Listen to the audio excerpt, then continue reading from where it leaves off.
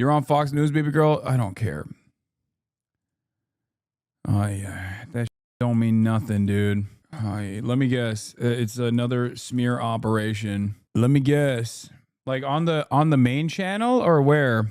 Or is it on the digital side? Because I don't see it. I don't see it on my like on the actual live channel. Wait, really? What are they doing? Oh, let's go.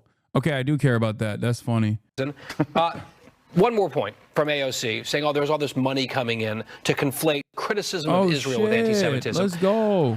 I am sorry. After October 7th, this is not about criticism of Israel or the Israeli government. I think I'm going to go to jail, by the way. That's like, okay.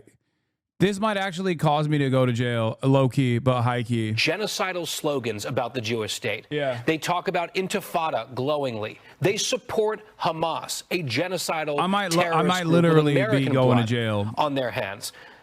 It is a fallacy to pretend, oh, we can't criticize the government of Israel. That is not the issue congratulations to all my haters, bro. You did it. All the liberals. At least the nickname fits. Piker. What does that mean? Definitely a piker, this guy. Mm-hmm. So, you know, Lauren, I feel like there's been almost a theme here throughout these last hour and a half, and is that the Democrats are still trying to find a direction. They're still trying to find someone. And it's just so surprising, some of the people who are floating to the top. Did you see, maybe a month ago, Pete Buttigieg went on a podcast, an all-male podcast with a largely male audience. And the first thing I noticed, and I thought it was just me because I pick up on these little things, I'm like, oh, he looks different. He had a beard. And then going into the podcast, he said a curse word. And I was like, what happened to Pete Buttigieg? They're trying to portray this manly image because they realize they lost a lot of young voters, specifically young men voters, and they're trying to bring them back by bringing manly back again. But I'm not sure this is how you do it. Just make sure to, hey guys, remember, Ethan was called a Zionist for calling himself a Zionist, and who could say what's more harmful overall? Who could say what's more harmful overall? Any day now, sure, there'll be think pieces written about it that will inevitably lead to the government changing their attitude and arresting people for being pro-Israel. Is there a way to go back? Wait, we'll try to see if we can find the full rewind 8 minutes right after the ad break for your segment. Oh, hell yeah. Thank you. Advertise to grow your business today. Thank you for finding this, Demasius. Alex Pillow looks to continue for Let's see. Personal journey come. How many times has like Asmongold talked about cancel culture and how people are trying to cancel him and how they're free speech defenders? Will they come to my defense? Will they actually come to my defense? Who knows? Harris Faulkner. And this is America's most Diving headfirst into the manosphere to woo male voters ahead of 2028. But they'll have to compete with the digital bro world's new rising star, far-left activist Hasan Piker. The New York Times calls the viral streamer, quote, made for the manosphere, in their glowing profile detailing his good looks, fashion choices, and influence over Gen Z.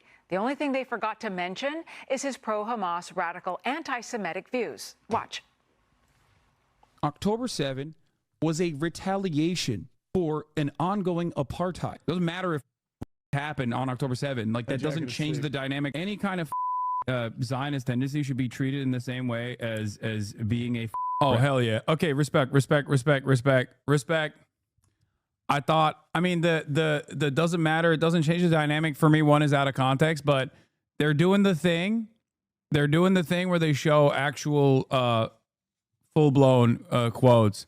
YouTube Hasanabi, what the rabid neo-Nazi? You shouldn't even let someone be the local dog catcher as if they've ever exhibited positive feelings about the state of Israel. And there's more where that came from. But the internet doesn't care. TikTokers can't get enough of him. He's intelligent, he's tall. I think Hasan Piker is the picture-perfect man. He is just so fine. And the fact that he's politically smart as well. Very smart. He has very interesting, very creative ideas. He achieved a lot. He is not the kind of guy to tell you that he loves you. He's the kind of guy to show you with his actions. Okay. He's got lawmakers wrapped around his finger, too. AOC and Bernie Sanders sat down on his YouTube show last month to lawmakers talk about wrapped around his activist fingers. Mahmoud Khalil. I wish I could get them. I wish I could get them to take action. I wish I had them wrapped around my fingies, you know? You run Congress now. Oh my God, bro. They're doing the thing. They're doing the thing. They're literally saying that you wish was the reality, where they're like, oh, he doesn't just control the media, he controls Congress now. It is pretty crazy to have Fox News coming out and behaving in this like insane manner. The erosion of civil liberties is happening all around. I'm of course talking about Mahmoud Khalil. It goes without saying that there is still profound money and interest that remains dedicated on both sides of the aisle in trying to marginalize and also conflate criticism of Israel as anti-Semitism. Right. And we have to be very aware of that. Lauren, that was March 20th, okay? Yeah. 2 sitting members of Congress went on a podcast hosted by someone who said in November of last year, it doesn't matter if it happened on October 7th. And AOC right now is being talked about as the future of the... Yeah, I mean, most people in the media understand what that quote is, by the way. Like, they do. And I've had people who are I've had people who I wouldn't even expect to be charitable to me reach out about that as well. The Democratic Party. Yeah, I know. And that female in the TikTok video said, he's the type of guy not to tell you that he loves you, but to show you that he loves you. And we just quoted him as saying, doesn't matter. Yeah, don't listen to before or after. Guys, do you think this will cause Ethan's community to self-reflect? I don't think so. I'm joking. Of course not. Happened on October 7th. And AOC, you're right, and Bernie Sanders sitting down with him. A Democrat from New York, Congressman Richie Torres, actually wrote a letter to the companies that host his podcast. And he said he's an apologist for October 7th, but also he's anti-American and an apologist for 9/11. That Dude. Think about Richie Torres, who's supposed to be a progressive. You're a YouTuber podcaster now. I mean, I do have a YouTube. I do have a podcast. You've covered more news in the clip they showed than they are. Oh my God, you're right. I didn't even think about that. Coming from a New York Democrat, sitting member of Congress. So as this is now, as he's being hailed as the hero for Democrats, just look into the things that are coming out of his own mouth and what other people in his party are saying about him. You know, Conch, it's just so striking how people will just become so enamored with someone no matter what they say, no matter what they do. Yeah, like Luigi Mangione, right? Who's raised more than $500,000 as a GoFundMe page. A guy who shot a father of 2 in the back about 5 blocks north of here in New York City. When I hear about this guy as a very popular podcaster, I don't doubt it, but he is appealing to a very far left part of the Democratic Party. A guy like Joe Rogan brings in people from all sorts of ideological stripes. Yeah, if I didn't actually bring in people from all different sorts of ideological stripes and actually actively change their minds and not become a funnel like Joe Rogan is for the... he's a funnel for the Republican Party. I am not a funnel for the Democrats, no matter how much the far left radicals, the actual radicals in my community keep saying I am. You literally went on Theo Vaughn. What are they talking about? I know. That's what it is. That's what it is. That's what it is. That's what it is. That's what it is. It's like, hey, you're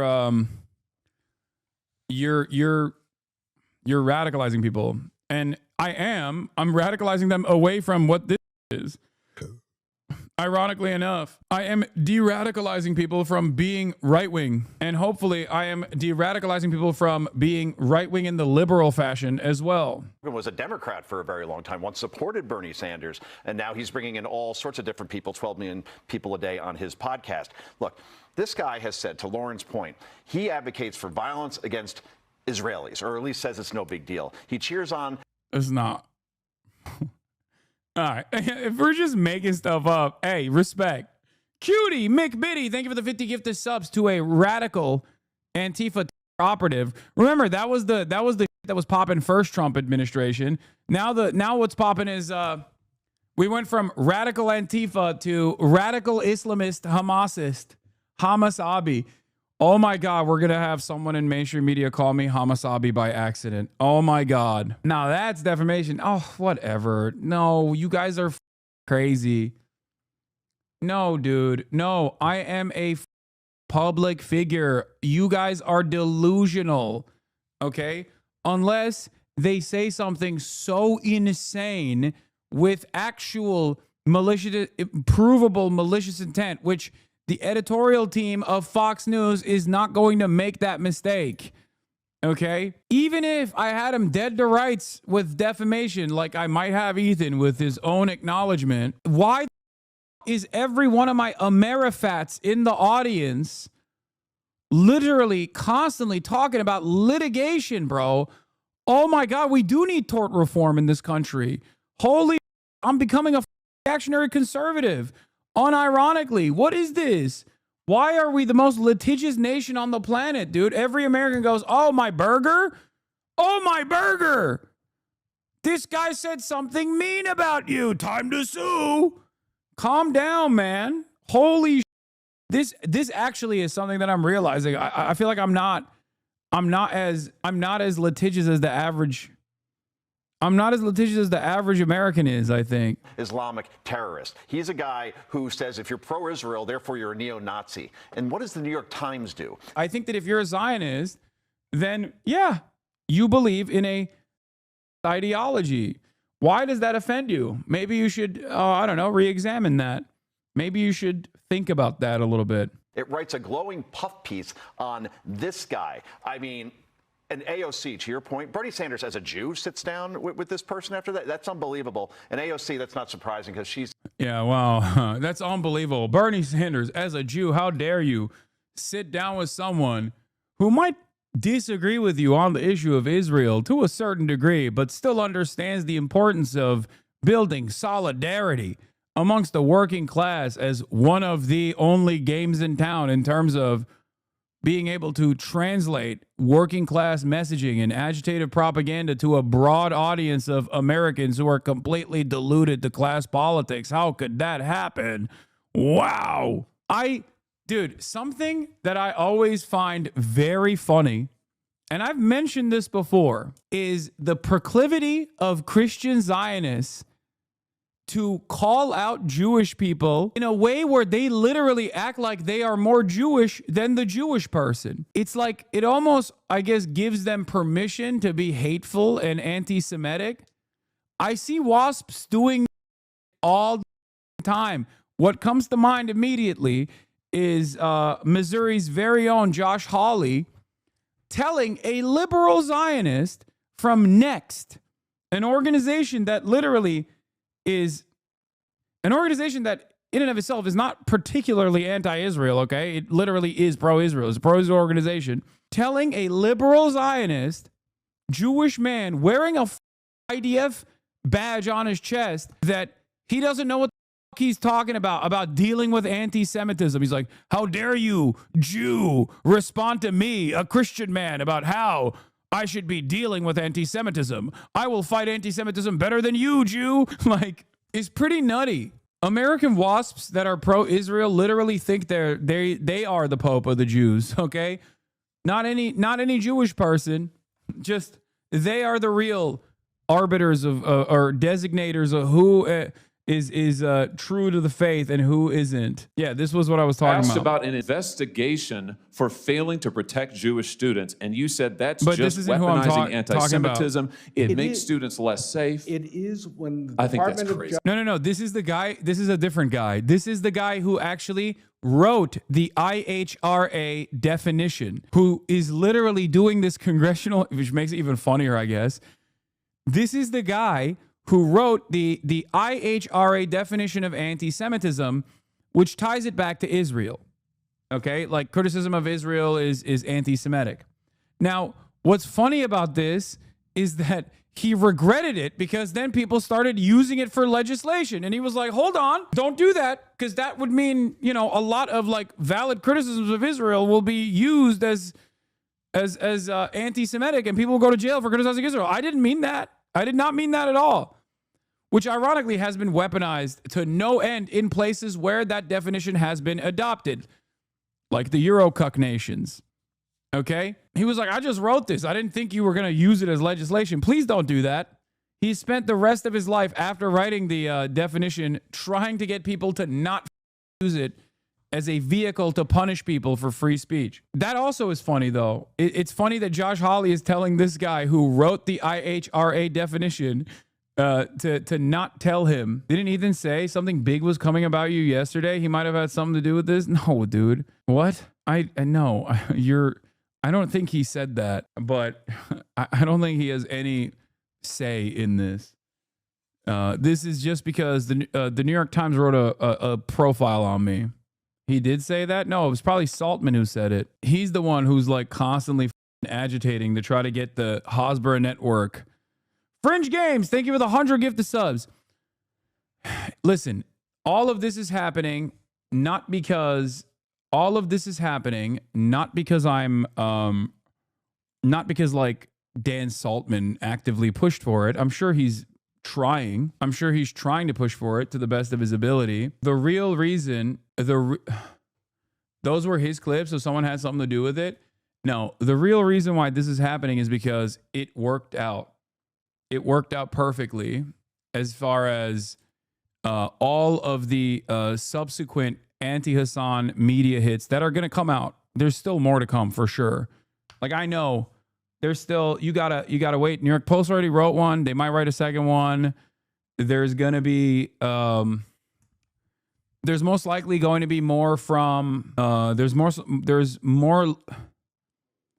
going to be more coming out. Daily Wire, Daily Mail. I'm surprised they haven't written one yet. Daily Mail was like the first to come out and be like, Hasan wants baby settlers to, he said baby settlers need to be, but yeah. Oh, this is what I was referring to. Yeah. This is the actual one I was talking about. Here on a student visa. If you're going to commit acts of violence against Jewish students, Jewish Americans, or foreign Jewish students, whomever, we're going to revoke your visa. I mean, you're going home. So I think on that issue itself. This is Kevin Racklin, okay? He works for a Zionist organization. And as a liberal Zionist who he still very much loves Israel, he has the dog tag on his chest. He is trying to explain to Josh Hawley that maybe they shouldn't deport people. Maybe they shouldn't deport people because that's a bridge too far and maybe a little too close to Nazi stuff. Okay. Sorry, I'm trying to think now.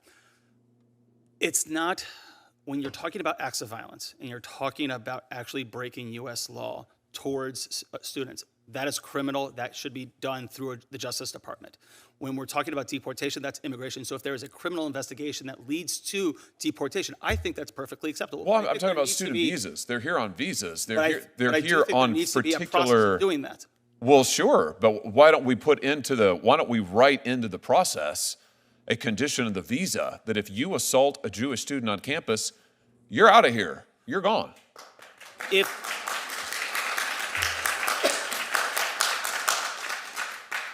If it was written in the statute and if it was broad enough to be not just be for Jews, but for all people that have experienced discrimination, regardless of who they are, I think that we should look at that. But I think until that is in law, what I'm basing this on is what the current statute says and what what currently is being done.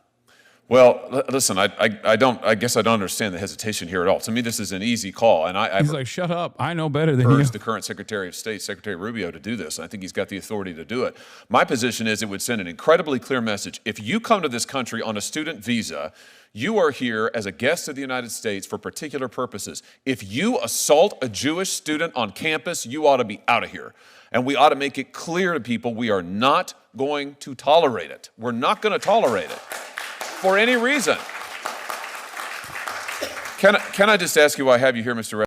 Permit? I mean, he ripped into way more, but he's the same lawmaker who was against the Iron Dome that has saved countless lives in Israel. She didn't want that thing to continue. And if that didn't continue, we're talking about a much different situation in Israel right now. You know, a guy. I mean, to be fair, if the Iron Dome didn't exist, Israel probably would not be remotely as violent as it gets to be right now. Like, that's just the truth. You know what I mean?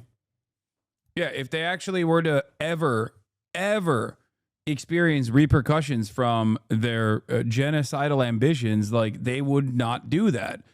And this is perhaps best demonstrated by their retaliation towards Iran. Their retaliation towards Iran, which has the capacity to penetrate the Iron Dome, as they demonstrated, was infinitely more restrained than what they've done to the Gaza Strip. The Gaza Strip, they belligerently occupy. As a matter of fact, they unironically kept punishing the Gazans, punishing the Palestinians in the Gaza Strip over and over again whenever they felt like they didn't, whenever they felt like they were getting attacked from anyone else. It is a weak country at the end of the day. It is a cowardly country at the end of the day that turns around and attacks people that they have made the most vulnerable. And then this attempt to try to become the next Joe Rogan. Joe Rogan is Joe Rogan because he's Joe Rogan. He's himself. He's authentic. And I think that's what's missing here when you look at all these Democrats who are trying to figure out how to be the next Joe Rogan, because you can't do that. Yeah, and what Joe Concha just said is true. Joe Rogan is not some fire-breathing right-winger. He might seem that way in comparison to Hasan Piker. He's drifted maybe rightward because of the insanity of the left. Now, I thought the premise of this whole thing is that Hasan Piker is perfect for the manosphere and go get those male voters back.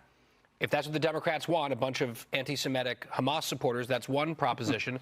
But all the clips we played of people... Bro, wouldn't they say that the Democrats are already anti-Semitic Hamas supporters? I don't understand. In that sense, considering that 80% of the Democrats' base of support already has an unfavorable view of Israel, and if anyone has unfavorable opinions of Israel, they're a Hamas supporter and a terrorist, then I'm closer to the Democratic Party's base than any number of these different people are. You know what I mean? Like, it doesn't really make sense. So how do you look at the actual polling? I'm closer to the Republicans, especially under the age of 35, with my perspective on Israel than these guys are. I'm closer to Joe Rogan on my opinions on Israel than these guys are. These guys are still holding on to the old hat method of just being like, nope, unconditional support to Israel, please. How dare you? How dare you say anything else? Swooning were, I noticed, women, right? Who seemed enamored of him for, I can't imagine why. They love how smart he is. I'm sure that's the number one reason. One more point from AOC saying, there's all this money coming in to conflate criticism of Israel with anti-Semitism. It's true. Israel is quite literally, Israel openly admitted that they are spending 10 times more money on Hasbara operations in the West this year to try and get ahead of all of the anti-Israel sentiment that they are seeing in the West. They are doing this. Why is it anti-Semitic to say what Israel has openly said? This is so stupid. It's only anti-Semitic if you say Israel is doing this for Jews, to protect Jews. Ironically, they are being anti-Semitic. Israel has to do Hasbara operations to whitewash their genocide in an effort to protect the Jews is an anti-Semitic statement. But we finally arrived at Fox News also talking about how hot I am. I am sorry. After October 7th, this is not about criticism of Israel or the Israeli government. The people that we're talking about, like Mahmoud Khalil and Hasan Piker, they chant elimination. Dude. Mahmoud Khalil, come on. Come on.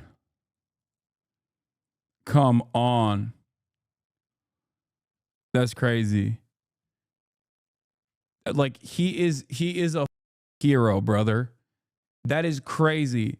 To make this comparison, I am not worthy, okay? I am not worthy of this comparison. That's insane. Dude, no.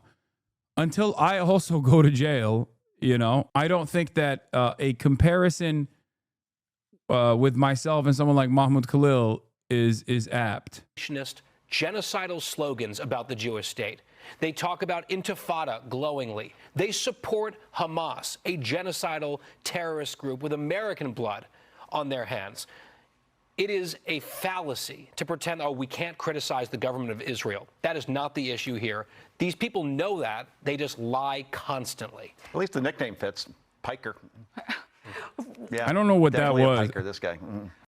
Old ass. So, you know, Lauren, I feel like there's been almost a theme here throughout these last hour and a half, and is that the Democrats are still trying to find a direction. They're still trying to find someone. And it's just so surprising, some of the people who are floating to the top. Did you see, so maybe a month ago, Pete Buttigieg went on a podcast, an all-male podcast with a largely... Yeah, the Trump Department of Justice is an anti-Semite task force, and they're looking for blood. For E to say being called a Zionist was worse is crazy. No, I'm sure he will. I'm sure he will definitely come to my defense if that does end up happening. Audience, and the first thing I noticed, and I thought it was just me because I pick up on these little things. I'm like, oh, he looks different. He had a beard, and then going into the podcast, he said a curse word, and I was like, what happened to Pete Buttigieg? They're trying to portray this manly image because they realize they lost a lot of young voters, specifically young men voters, and they're trying to bring them back by bringing manly back again. But I'm not sure this is how you do it. It's contrived. It's so contrived. I will say the Big Weekend Show did reach out to Hasan Piker for a comment, and he has not yet responded. Wait, what? No, they didn't. Hey, yo, what the hell? I don't know why they said that. But yeah, look, Hasbara Op is fully in action. More.